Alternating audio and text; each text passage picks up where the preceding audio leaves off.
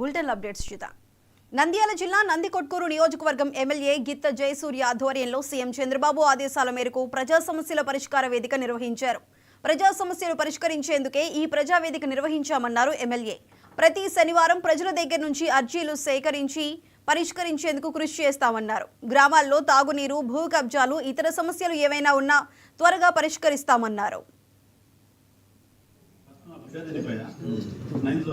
ఆంధ్రప్రదేశ్ రాష్ట్ర ముఖ్యమంత్రి నారా చంద్రబాబు నాయుడు గారి ఆదేశాల మీద ప్రతి ఎమ్మెల్యే ప్రతి కాన్స్టిట్యున్సీలో ప్రతి శనివారం ఈవెంట్స్ నిర్వహించాలి.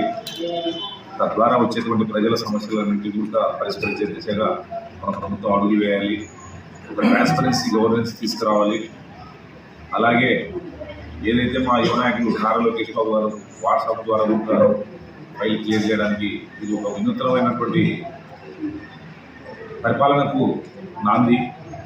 ఎందుకంటే ప్రజల సమస్యలు ఎప్పుడైనా సరే అధికారుల కారణం ఎక్కడో మూడపెట్టుకోకుండా త్రూ ప్రజాప్రతినిధుల ద్వారా అయితే ఆ గ్రామానికి సంబంధించినటువంటి సమస్యలు కానివ్వండి, తాగునీటి సమస్యలు కానివ్వండి, అలాగే డ్రైనేజ్ సమస్యలు కానివ్వండి, అలాగే ల్యాండ్కి సంబంధించి మనం గతంలో వైఎస్ జగన్మోహన్ రెడ్డి చేసిన నిర్వాహాల వల్ల రీసర్వేలతో కొన్ని గ్రామాల్లో కుక్కలించిన విస్తర మాదిరి రెవెన్యూ రికార్డ్స్ మొత్తం అంతా కూడా అస్తవ్యస్తమైపోయినవి. వాటన్నిటినీ సరిచేసే విధంగా ఈరోజు మా ప్రభుత్వం వచ్చిన తర్వాత తెలుగుదేశం, జనసేన, బీజేపీ ఎన్డీఏ ప్రభుత్వం అధికారంలోకి వచ్చిన తర్వాత అన్నిటిపైన సమగ్రమైనటువంటి సమాచారాన్ని తెప్పించుకొని ఎక్కడైతే తప్పులు జరిగినామో దాన్ని రెక్టిఫై చేసే కార్యక్రమానికి కాబట్టి ప్రజలకు ఏదైనా సమస్యలు ఉన్నా కానీ ఇంకా ప్రతి శనివారము